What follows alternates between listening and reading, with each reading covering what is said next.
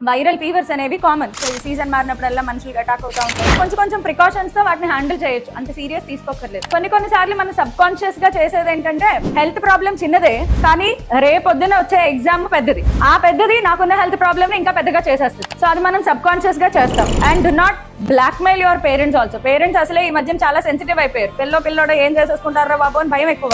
ఎందుకంటే ఈ రోజుల్లో డ్రాస్టిక్ డెసిషన్, నువ్వు ఏమనుకున్నా విపరీతమైన ఎక్స్ట్రీమ్. డాక్టర్ అవ్వాలంటే డాడీ నేను డిసైడ్ అయిపోయాను, నేను డాక్టర్ అవుతాను డాడీ, ఎలా అయినా అవుతాను డాడీ అంటే పాప ఆయన పొంగిపోతారు. 10వ రోజు వచ్చి డాడీ చాలా డిప్రెషన్ లో ఉన్నాను డాడీ, నా వల్ల కావట్లేదు, అందరూ చేసేస్తున్నారు నేను చేయలేకపోతున్నాను, అందులో ఫిజిక్స్ నా వల్ల కావట్లేదు డాడీ, అసలు డాక్టర్ అవ్వాలనే ఉంది డాడీ కానీ అవ్వలేకపోతున్నాను అని విపరీతమైన డిప్రెషన్ లోకి వెళ్ళిపోతారు 10వ రోజే.